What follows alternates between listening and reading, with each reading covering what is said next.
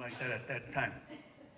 I come in that front door, which was in about the center of the building, and I see the sick bay sign over there. I turn toward the sick bay, and as I'm walking over Kitty Wampus across the courtyard, I see something over in the corner that looks a little funny. I thought, that don't look like an ashtray, you know, or something like that. So I go over there and look, and it's just the very end of the fins of an aerial bomb that has missed its target, the ship, and fell there in the sick bay and buried itself into the ground. It was a dud, it hadn't exploded. Oh, by the way, also one of the guys that afternoon was in the A&R hangar, which was right next to us, and somehow, I guess he noticed a strange ray of light or something. He's wondering what's going on. He looks up, and there's a hole in the roof, and then there's another bomb in the roof girders. It lodged itself in the roof girders up there and hadn't went off. So that was at least two of them they didn't get to us with anyway. I remember seeing that second bomb fall. I don't remember ever hearing it explode. That could have been the one that guy dropped. Anyway, you know, nothing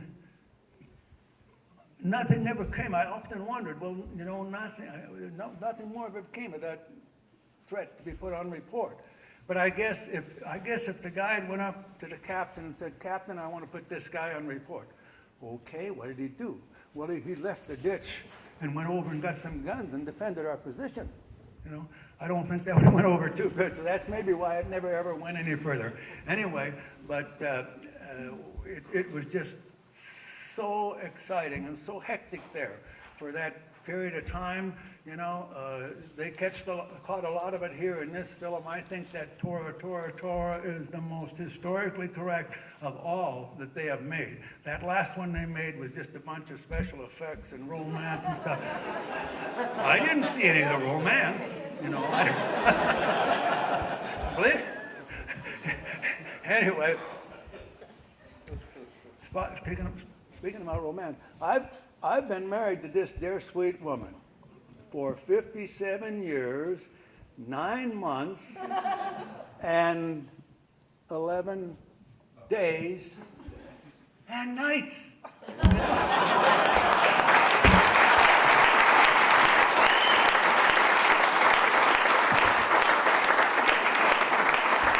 You'll get me for that, I know. Anyway. She has been the blessing of my life, I'll tell you. You know, we started out, she said she was just going to be my shipmate, you know, then my first mate. Gradually became my commanding officer. That kind of developed on to where she became my demanding officer. And now she just says, "I want to be your last mate." So, and we've agreed upon that. I am really honored to be here with you today and have this opportunity to share this with you. Oh, by the way, on December 7th, 2010, I got to go back to Pearl Harbor. For me, it was the very first time in 64 years. I got to go on to the USS Arizona Memorial that day, and I stood there on the deck of that memorial. I went to the one side and looked over at that hull there, the same thing on the other side. Walked in to the end of the memorial and all those names there on that honor wall and realized that those are the names of 1,177 crew members whose earthly remains are still down there, still aboard that vessel.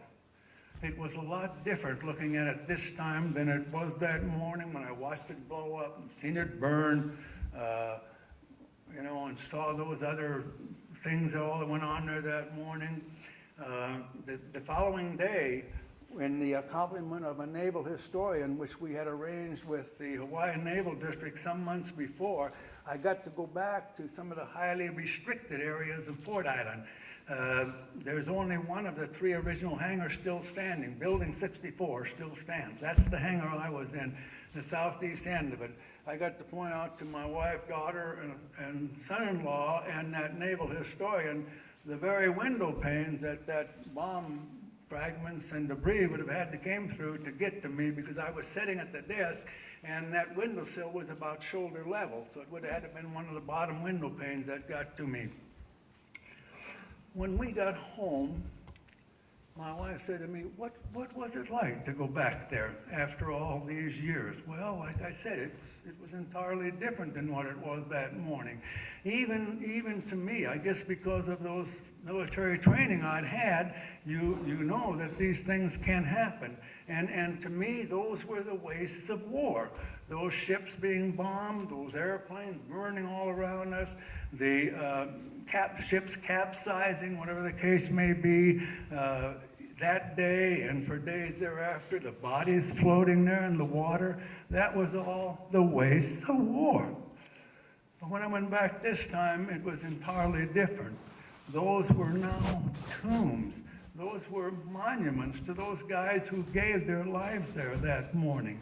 And so I looked at it a lot differently than when I did when I was there then, or passed by it on the Liberty boat or on another ship in and out of the harbor, whatever the case may be. She said, you've got to write this down. You've got to do something. You've got to do something that your kids and your family can have so they can remember this. And so I thought about it, and I started jotting things down, and things just seemed to come flooding into my mind, and I would jot them down here and there, and remember, by the way, I'm 88, but I still work. I don't work from 8 till 4:30 or from 9 till 5. I work on an on-call basis 24/7. I provide a specialty service to the construction industry, which I was in for 35 years. So anytime they call and have something that I do, I'm there to do it for them. And I'd be out there working in my little shop and whatever I was doing, and I'd just write this down. Fortunately, much of what was coming to my mind and I was writing down also seemed to go into one of my memory banks. You know, I just read the day, and I don't suppose it's too far away when it will slip over to one of my memory blanks, you know. But anyway, and I wrote those things down, and I usually can express myself better in a group of verses. And so when I got all that correlated and wrote it down, this is what I come up with. And I want you to listen and see if it tells you a story, especially those of you who have been there and saw those ships, those two ships still lying there on the bottom of the harbor. Maybe I better get a little sip of water first. By your leave, Captain.